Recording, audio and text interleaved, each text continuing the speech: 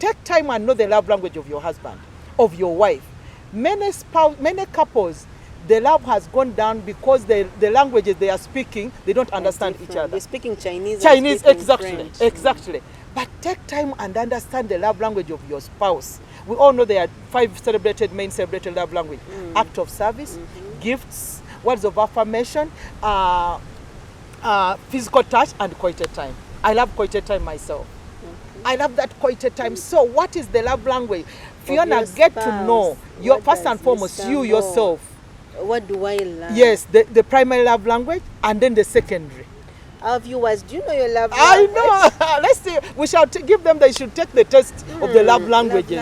Take time so that you get to know Mr. Ambo was his primary love language and his secondary love language, and even yours. Then you share with him, so that when he speaks, you understand. You feel those butterflies. Yes. There are people who love gifts. Like me, my primary love language is quality time and words of affirmation. You say, Christine, you call me Tina. When my husband calls me Tina, I melt away. So we need to understand your spouse's so that you know which button to touch, to turn on, to tune on. When do you turn her on? When you turn him on? So that you can rekindle the fire. Many times you may be there, you bring a good gift. Somebody for them, gift is okay. You buy a good phone for. They don't even care. They want quality time. There's a couple. I'm working with. The woman, for her, she wants quality time. The husband is busy looking for money. For him, he wants to buy her gifts. And for her, she said, I want quality time with my husband. Be here. So, as we are rekindling the fire, we need get to know the love languages. That is interesting. Yes. Each one get to know and speak it. Speak it. If it's quality time, you can just have quality time. Walk in the forest, 2 of you. Yes, away from these gadgets. You be 2 of you. You look straight in the eyes. You have that quality time. You talk about love, and by the end of the day, you will be rekindled. You'll be reignited. Yes, you're back where you started from. And my dear friends, I'm getting pointers. Exactly. My viewers. Yes, and again, even you need to be intentional as you are rekindling the fire. Yes. It's not business as usual. Let's stop saying, me, I've been married. I got married. I got my ring. I have my children. What else? I'm Mrs. So-and-so. She's my wife. Yes, you introduce her. She's my wife. No, it doesn't stop there. You need to be intentional. You need to stop taking your spouse for granted and take an extra mile. Get out of the comfort zone. Love him. Love her. Because you made the vows until death do you apart. Then we need to rekindle the fire. First go back to that part. Yes, dear. Stop taking your spouse for granted. Yes, What do you mean by that? There are times you say, yes, you're running what? I know I need a jack sirika, a jack whatever. I don't care. You come back, you slam the doors, you do it. No, find out. Find out why is he angry at you? What has happened? Why is he behaving like this? We know we all know some people. Your spouse may be struggling through exactly a challenge or in business. Take time. Don't assume. Don't say, for him, we have a tendency. These people from certain tribe, they behave like that. No, who told you?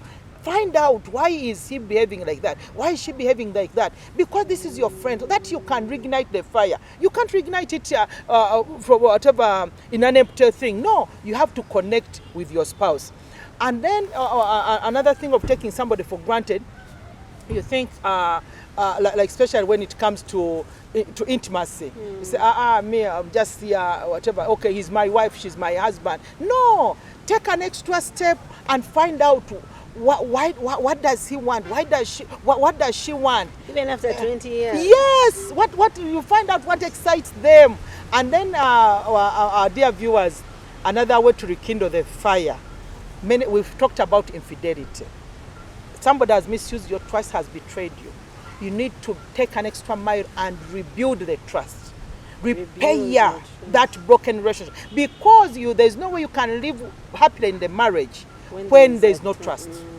One writer, John C. Maxwell, said, trust is the foundation of any marriage.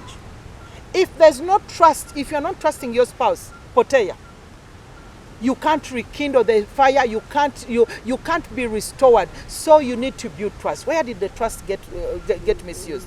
How did it get lost? What happened? find out and then talk about it and then build and trust your spouse again. Be open again to your spouse. Be accountable. Be trusted again. Can you earn that trust? You know, trust is earned. What happened? What did you do so that your spouse lost trust in you? How do you make it better? How do you make it better? Take an effort to build trust again so that you can rekindle the fire of your marriage, my dear viewers. And another way to rekindle the fire when it is lost, of course, communication. Communication. Be intentional. And communication, Fiona, is a huge subject. I think we shall get one other time and we'll talk about communication in building effective communication in our marriages. One researcher said communication is like oxygen in marriage. Just imagine. If you don't communicate, you are dead. If your marriage there's no communication, you've lost it. So my dear viewers, you need to be intentional and build a healthy communication with your spouse. And by the way, communication, which you need to understand your spouse. What is the best way? Like my husband, he doesn't want me to communicate on WhatsApp when we have an important issue. He wants verbal. We need to talk about it. yes. And as you talk about it, consider the non-verbal. You say, I love you when you are gurume. I love you. You are my best. No, Yes. I need you. No, you need to use the non-verbal language. You get it? I love you. I love you, my hands. Even you hold hands. I love you, are my best. Even you can give the hug, the deep hug. So let's develop a good communication skills. I can't believe she's 30 years in marriage and I'm 13. But anyway, we're going to take a short break. And Yes, when we dear. come back, we're going to continue with this conversation about how to rekindle our love. Yes. Don't go away. I'm Fiona Mbowa here at Church of Uganda Family TV with Ring Diaries.